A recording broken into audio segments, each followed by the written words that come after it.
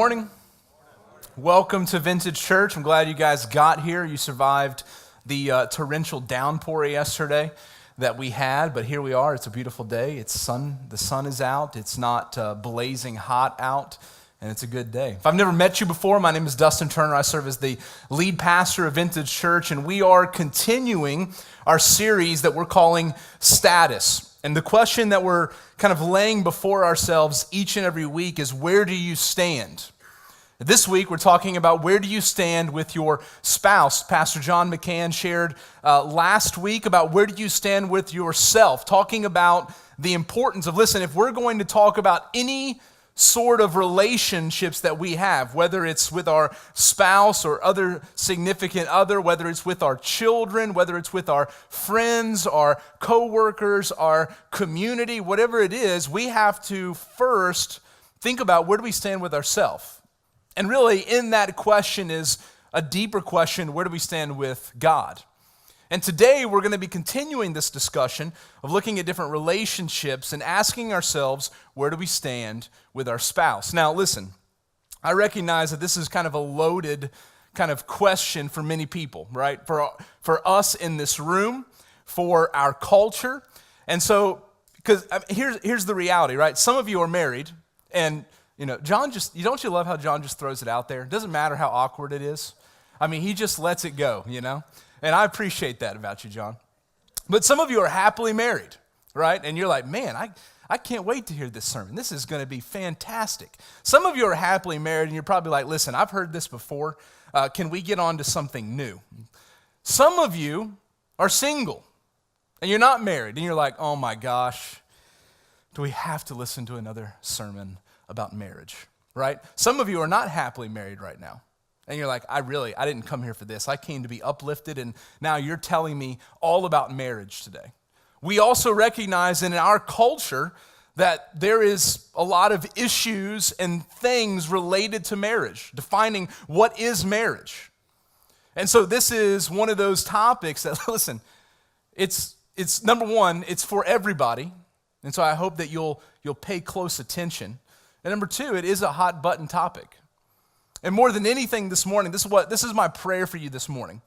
Because if you're like me and you sometimes you go into a sermon or a teaching or something and you know what the topic is, you immediately decide whether or not you are going to turn on or turn off.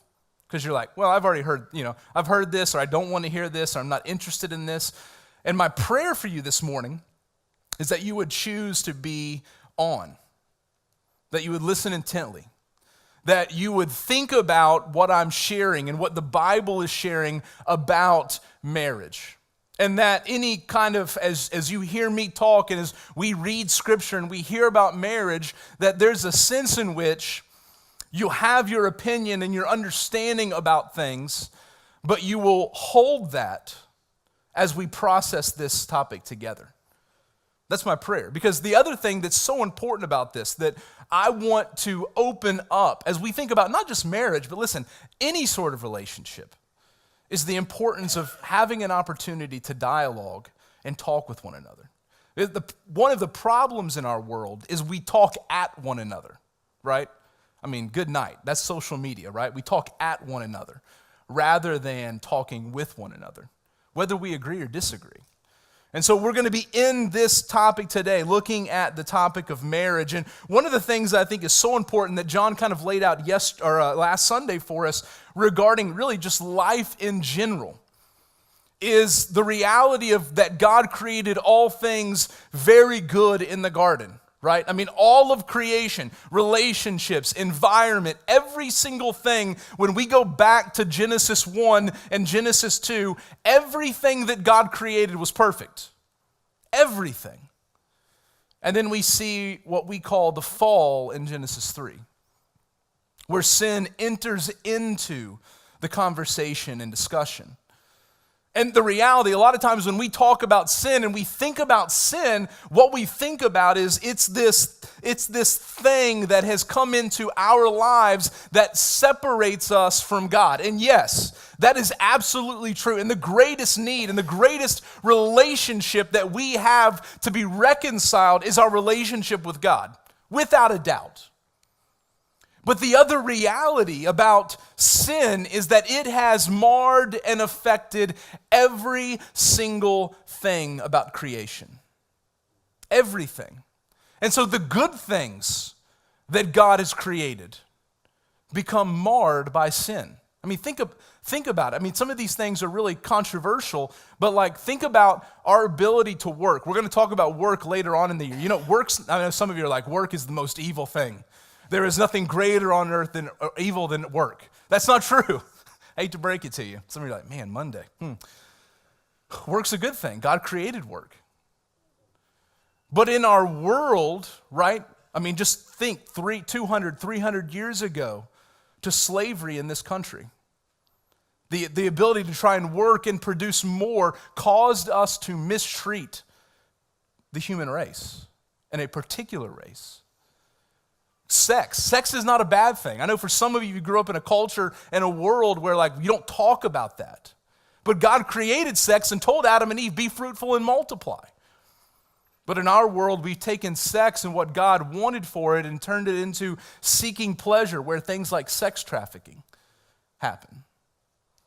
I mean, to as simple as God created us to eat, right? And we have become gluttons. All of these things, all of these good things that God has created, including marriage, is marred by sin. And so we're coming at this topic recognizing that marriage is a good thing created by God, but it's something that's been marred by sin. And so God, what do you want us to understand about marriage? What do you want us to think about marriage? How do you want us to live our lives in marriage, whether we're married, single, going to be married, whatever it might be? And so we're going to continue. Last week, Pastor John was in the book of Colossians. The end of Colossians and the end of Ephesians are all about relationships. And today we're going to be in Ephesians 5, looking at verses 22 through 33. If you don't have a Bible, lift up your hand. Our Connect team would love to get you a copy of God's Word. That's our gift from us to you. The words will also be on the screen. This is what Paul writes to the church at Ephesus. Wives, submit to your own husbands as to the Lord. Remember what I said? Hold your judgment. Process what we're hearing today. I know already some of you are like, oh, we're going there. I know, it's okay. Wives, submit to your own husbands as to the Lord. For the husband is the head of the wife, even as Christ is the head of the church, his body, and is himself its Savior.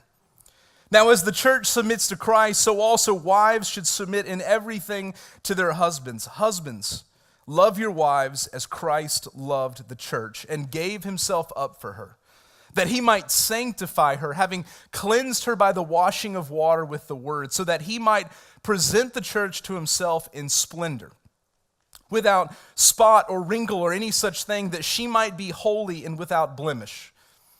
In the same way, husbands should love their wives as their own bodies. He who loves his wife loves himself. For no one ever hated his own flesh, but nourishes and cherishes it, just as Christ does the church, because we are members of his body. Therefore, a man shall leave his father and mother and hold fast to his wife, and the two shall become one flesh. This mystery is profound, and I'm saying that it refers to Christ and the church. However, let each one of you love his wife as himself, and let the wife see that she respects her husband. Now, the first question that I want us to think about, if we're going to unpack this idea of where do we stand with our spouse, regardless of our relationship status, we have to first define what is marriage. We have to come to an understanding of just simply identifying what does it mean to be married. What is Paul saying in Ephesians 5? And honestly, we don't have time to go through all of these different places, but what does the Bible say about marriage? Here is a definition that I want to give you that's come out recently. This came out as a part of the Nashville Statement. And it goes like this. This is how they define marriage. God has designed marriage to be a covenantal, sexual, procreative, lifelong union of one man and one woman as husband and wife, and is meant to signify the covenant love between Christ and his bride, the church. Now, some of those things, some of the elements of that definition we see right here in Ephesians 5. One of the other places that we're going to look later is in Genesis 2, 18 through 25. After God has created Adam, he recognizes that it's not good for Adam to be alone, and he creates Eve, who he describes as a helper fit for Adam. We're going to talk about that. And these two, Adam and Eve, who were together, became what the Bible says as one flesh. That's how the Bible describes marriage. Paul here in Ephesians 5 affirms it's understood for Paul that marriage is between one husband and one wife. At the same time, he begins to outline, and we're going to look at this later, outline some of the elements and the importance behind marriage. Not just what it means, but how a husband is actually supposed to lead and love his wife, and how a wife is supposed to love and be with her husband. And so Paul lays all of these things out, things that we see in this definition. Now, in one sense, that definition is pretty all-encompassing, right? It covers a lot about marriage. But for some in our culture, it's a very narrow understanding of marriage. And some things that I want us to think about, because we're talking about defining marriage. I mean, the first question that we've kind of already talked about a little bit is, what about singleness? What about singleness? I mean, we're talking so much about marriage. The Bible talks so much about marriage. I mean, am I less of a person if I'm single? And these are some of the things that I want us to see when it comes to singleness. So number one, singleness is no better nor worse than marriage. In 1 Corinthians 7:7, Paul addresses singleness, and he actually calls singleness a gift. And one of the challenges in the church is what we have done is we've begun to place kind of these standards or these bars and said, listen, and we don't say it like this, but sometimes it comes off like this. If you're single, well, you're missing out. Or, you weren't meant to be like that. But what Paul says and what the Bible affirms is that, listen, to be married or to be single does not change your status in life. Yeah, it's a difference in relationship, but it doesn't mean you should be valued any less or any differently. Number two, and this is so important, Jesus was single. I know. And that's like the Jesus juke, right? That's like, boom. Yeah, I mean, he was single. He was single. And one of the things about Jesus being single is that Jesus came on to earth not just to redeem man, but to make humanity right. He was what Paul talks about in Romans, not the first Adam, but the last Adam. And so everything that Adam messed up in the garden, Jesus came to redeem. And so if you want to find a picture and see what it means to be human, you look to Jesus. Jesus was single. So that's important to understanding singleness. The last thing is that singleness has unique advantages and opportunities.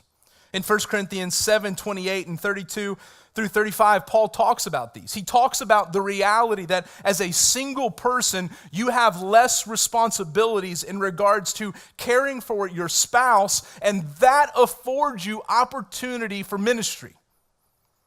To minister to other people, to minister for Jesus, because you have less of that to deal with in regards to your spouse. And so yes, the Bible makes much of marriage, but it has only good things to say about singleness. What about homosexuality and same-sex marriage? Right? Listen, I realize that this topic is intensely debated. I recognize that it is, for many people, highly personal, right? Many of us, including myself, have friends and family who consider themselves homosexual. I recognize this is a politically charged topic that for many of you, including myself this week, I was like, is there any way that I don't have to talk about this week? because I just don't really want to. That it's challenging. But if we're going to define marriage and what marriage looks like, it is important for us to come to conclusions regarding homosexuality and same-sex marriage. And listen, this is one of the most important things, and I'm going to say this now, and I'm going to say it at the end of this sermon, is that the last thing that I want you to do is walk out of here and say, man, what a bigot. What a hater. I can't believe that they think this or feel this. What I want you to know that what I'm about ready to share with you is where I stand as one of your pastors, where our pastors stand and the stance that Vintage Church holds. But at the same time, the last thing that I want is to say, that's it, we're never talking about it again, it's over. Because I recognize how delicate and challenging of a topic it is. And so what I want for each and every one of us is to say, listen, dialogue is open. I'm going to tell you where we stand, but I never want you to feel like we're not open to talking about these things. And not just to debate and not just to say, well, you say this and I say this, but to actually care. How do I love somebody that I know is dealing with this? How do I, maybe, if I'm struggling with this, deal with this as a believer? What do these things look like in the Christian life? So what I want to do, because I don't have a ton of time, I'm trying to preach 4 sermons this morning in 35 minutes. What I want to do this morning is simply read you these points. They're on the screen. They're on my sermon notes if you go to vcnola.com/status, and you will see them there. Number 1, the Bible solely affirms marriage between one man and one woman. Number 2, the Bible teaches that all of life, we've kind of talked about this, including marriage, is marred by sin. And so we see things, how sin affects marriage: infidelity, polygamy, abuse, neglect, divorce, and even homosexual marriage. Number 3, the Bible teaches that same-sex attraction, while contrary to God's creation, is not inherently sinful. And what I mean by that is, yes, it's contrary to creation in that we were created to be one man and one woman. But if someone finds, even of opposite sex, someone else attractive, just because they think that person is attractive does not make that a sin. To lust at that person is a sin. And so that's the distinction there. Number 4, the Bible considers homosexual behavior sinful. You can see those passages in Leviticus, 1 Corinthians, Romans, and 1 Timothy. Number 5, the Bible affirms that our identity should not be solely defined by our sexuality. And I would say that is not just true for someone who considers themselves homosexual, but I would say for anybody, whether they're heterosexual or not, that your identity should not be solely determined by what you consider your sexuality to be. 6, according to the Bible, the only alternative to heterosexual marriage is celibate singleness. 7, the church should be a place where heterosexuals and homosexuals, married and single, can find meaningful community. Doesn't matter who you are. Doesn't matter what your struggles are. Doesn't matter how you identify. The church, of all places, should be where you can find community. And then lastly, if you've not heard anything, I want you to hear this. While homosexual behavior is sinful and homosexual marriage outside the Bible's teaching, all Christians, that doesn't exclude you, all Christians are commanded to love all people without exception. Without exception. Doesn't matter if you agree. Doesn't matter if you disagree with them. The people that Jesus encountered in the Gospels were often people that he wholeheartedly disagreed with. Yet he found ways to continue to love them. And so as we think about this topic, I tried as best as I could to summarize everything that I think is important for us to recognize and understand when it comes to marriage. Now, They're not on the screen, but I want to encourage you to go and look at my notes. If you go online again, vcnola.com/status, and look at today's sermon notes, you're going to see under those points some resources, okay? These are books. Most of them are very small. At least 2 of them, maybe more of them, are Christians, pastors, who struggle with same-sex attraction, talking about this topic from a Christian perspective. And so you're going to get kind of a full gamut of understanding on this topic in my notes. So that's how we kind of understand marriage, how we define marriage. The point of Ephesians 5, however, is not to define marriage. Paul kind of makes that understood. The point is to ask this question: how should marriage function? How should marriage function? And so the first role that we see that's important to talk about is the husband. In Ephesians 5:25, Paul writes this: "Husbands, love your wives as Christ loved the church and gave himself up for her." He goes on in just a couple verses before that, when he's talking about the wife, he says this about the husband in Ephesians 5:23, "For the husband is the head of the wife, even as Christ is the head of the church." Now I know there's, again, loaded topic, challenges. What does all this mean? What does it mean to be the head? Those kinds of things. Let me unpack a few of these things for you in regards to the husband's role in a marriage. Just as Christ is the head, or the way to understand head is authority of the church, so should the husband serve as the authority of the wife. Now listen, let me unpack that before you're like, oh my gosh, that chauvinist up there, you've got to be kidding me. Okay, let me unpack that a little bit. Right, the idea, the word head in the Greek language, a lot of people, this is a major debate in regards to whether or not this word actually means authority or whether it means source. And almost every scholar that legitimately looks at this word in both biblical Greek as well as ancient Greek argues and says that this word refers to authority. And what Paul is talking about here, this relationship that he's talking about, is the husband is like Christ, and what we're going to see, the wife is like the church. Okay, so he's mirroring this relationship between the husband and the wife and Christ and his church. And we would say that Christ is not just the source of the church, but he is the authority of the church, right? One of the things that we say often at Vintage is listen to Jesus and do what he says. We don't say that because he's the source and pretty oftentimes we really like what he says. We say that because he's the Lord of the church and we want to obey Jesus. Now we're going to talk about that in just a little bit more. Let me say a few other things in regards to this. Jesus models how headship or leadership, listen, this is so important.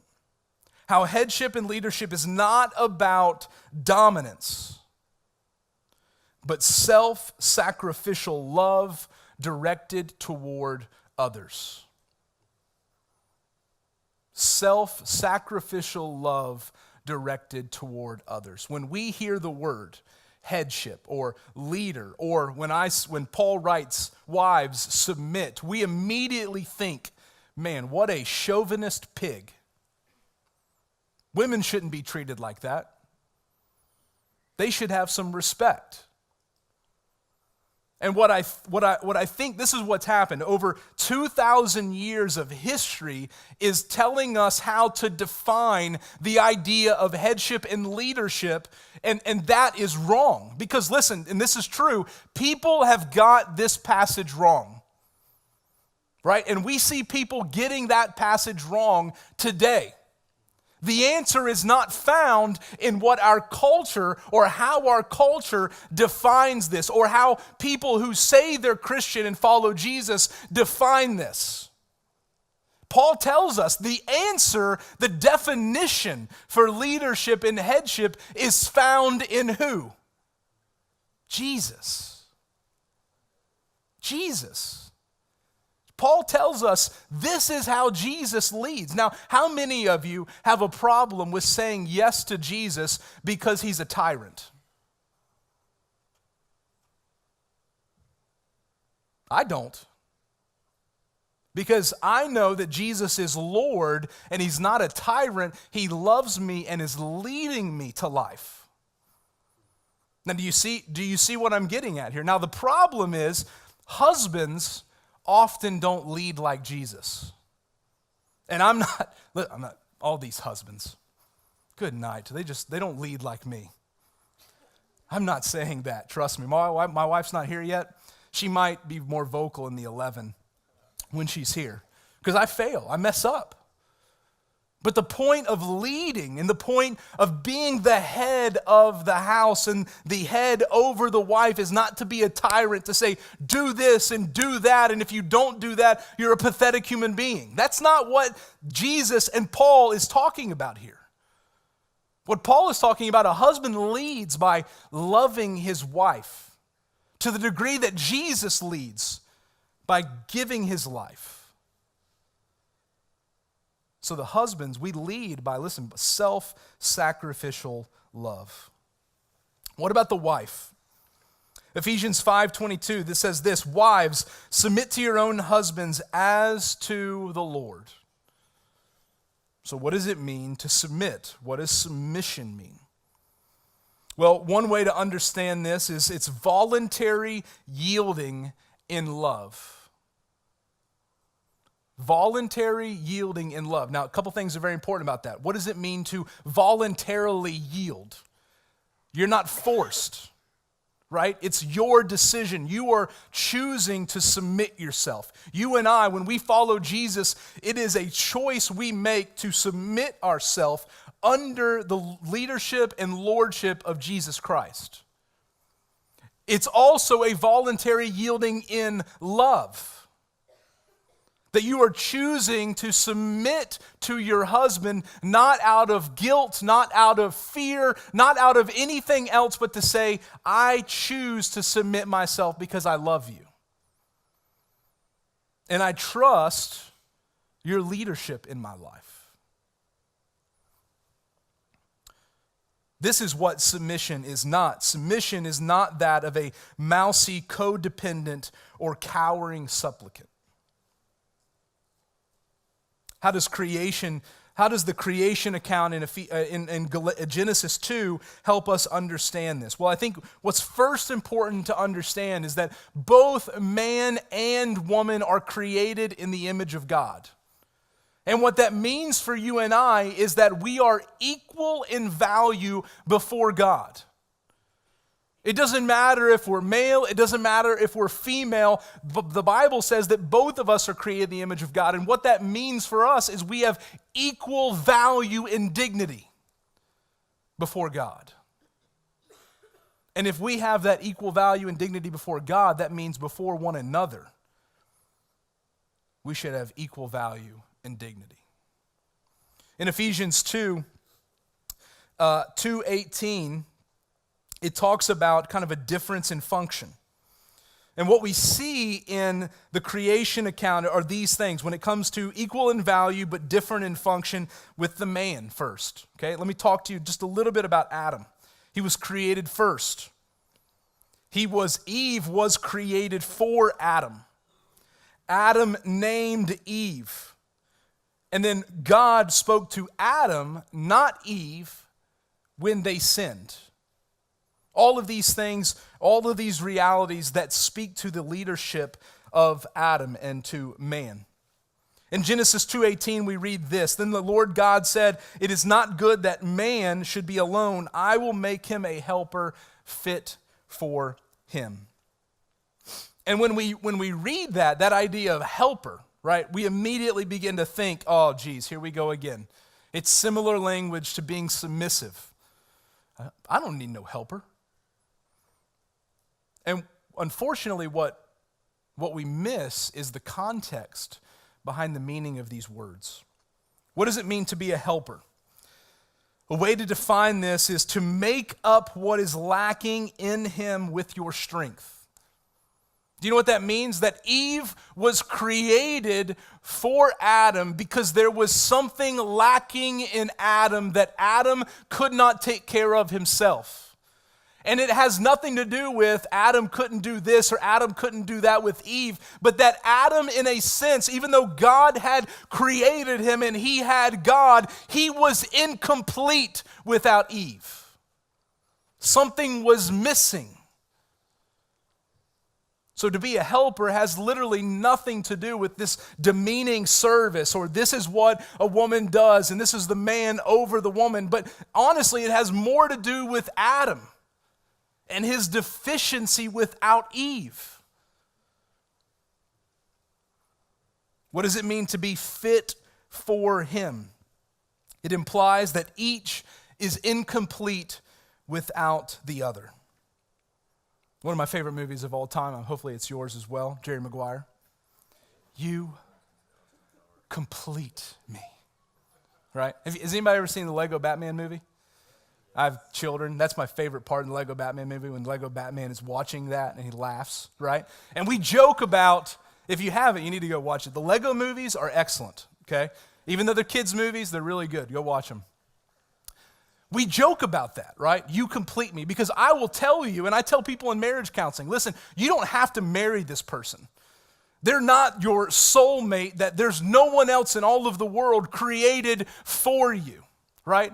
And if you disagree with that, we can talk about that, but that's just the way it is. That's the Bible, right?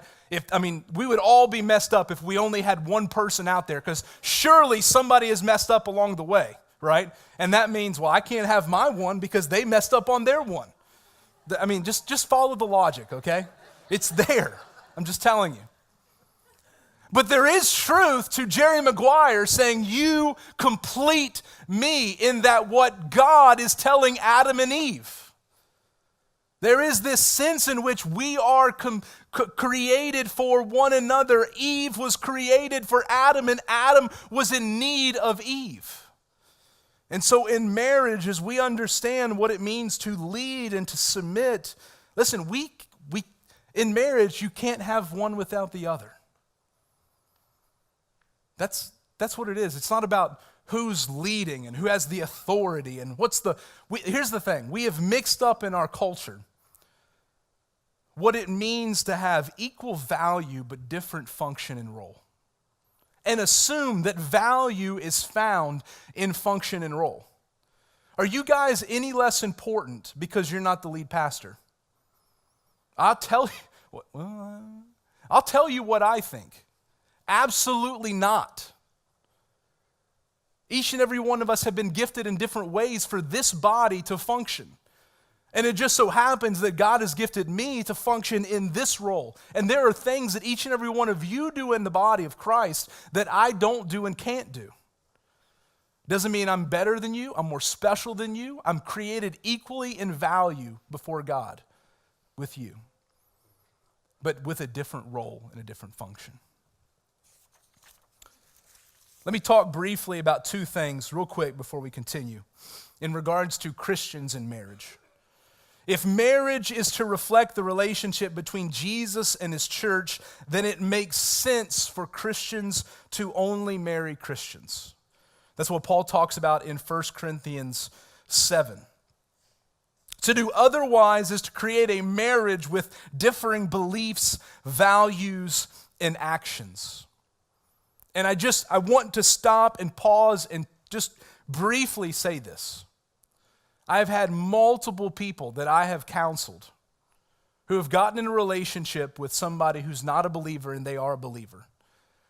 And they want to try and make it work out. They've been with the person long enough to where they love the person. And then they end up marrying the person. And 6 months, a year later, the marriage becomes very difficult. Why? Because the husband and the wife are coming to that marriage with very different values, very different meaning, very different action. The wife might be coming to the marriage looking to submit to a husband who is following the Lord, or vice versa, and it's just not happening. And what I want to tell you, it's something totally different, and we'll talk about it in just a minute. If you were married and then you came to faith, that's what Paul addresses in 1 Corinthians 7. But listen, if you are a Christian and you are dating and looking to be married, one of the worst mistakes that you can make is to marry someone who does not follow Jesus.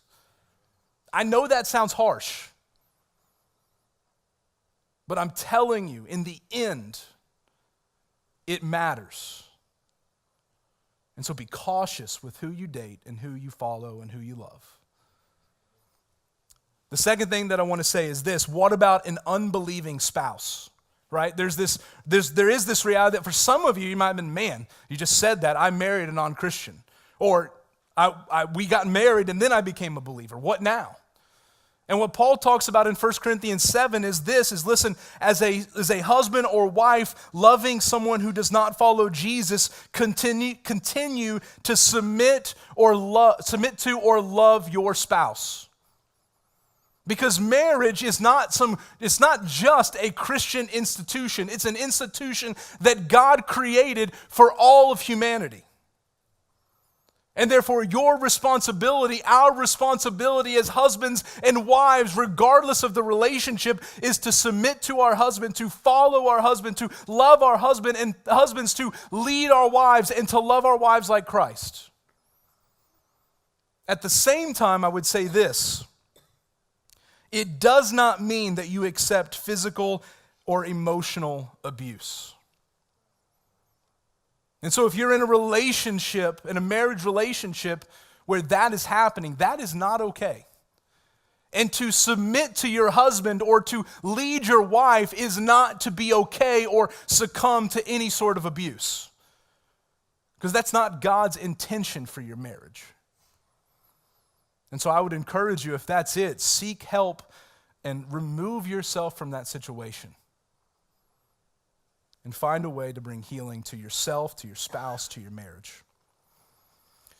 So what are the ultimate goals? A theologian named Wayne Grudem describes husbands and wives like this: husbands should aim for loving, considerate, thoughtful leadership in their families. Wives, on the other hand, should aim for active, intelligent, joyful submission to their husband's authority. So that's how a marriage functions. Why, lastly, is marriage important?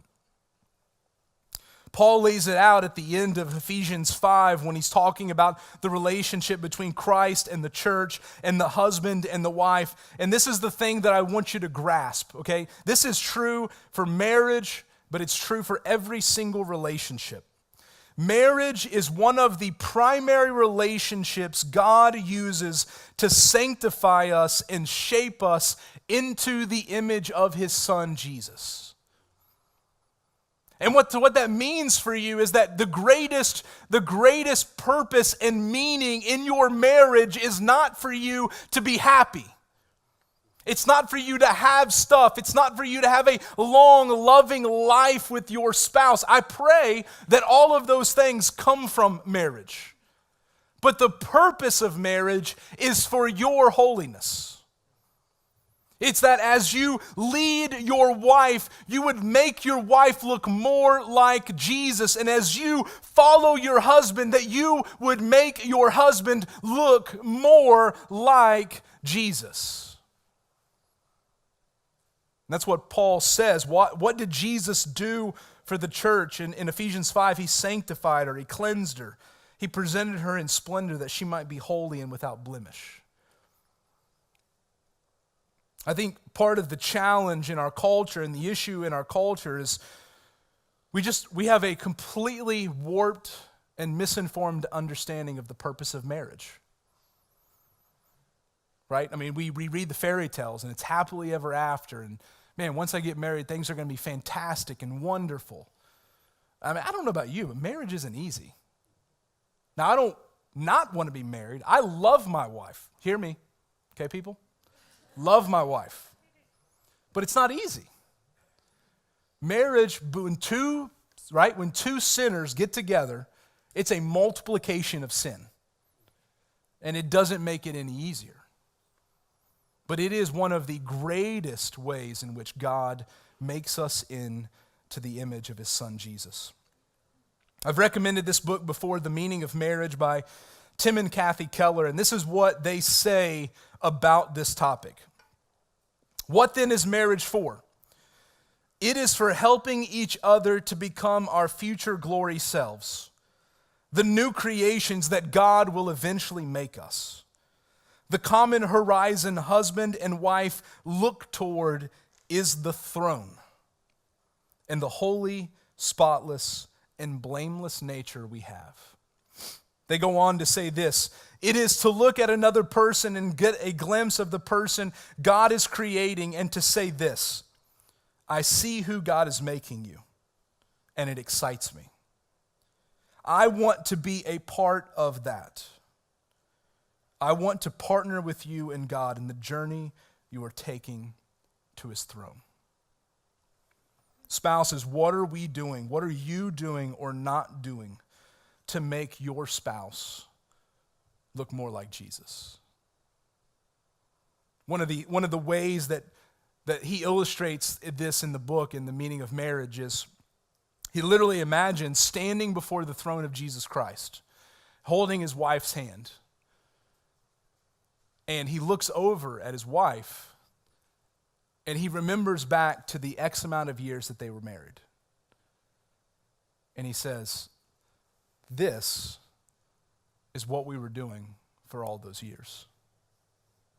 This is what you and I were working on that entire time. Not happiness, not joy, not all of these things, but that when we would come to this moment and both of us are standing before Jesus, that we could look each other in the eye and say, everything that we did in marriage, we did that each one of us might look more like Jesus. I think if you and I begin to understand marriage in that light, our whole perspective on marriage would change. Everything we do, what we say or what we don't say, what we do or what we don't do, how we treat our spouse, the decisions we make, every single thing that we do, if you filter through the question, am I making my wife, am I making my husband look more like Jesus right now?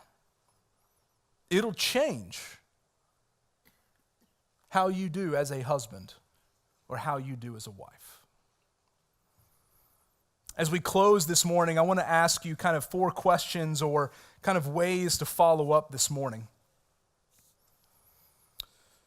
And so how should we respond this morning? The first question that I want you to think about is really going back to last week. Where do you stand with yourself?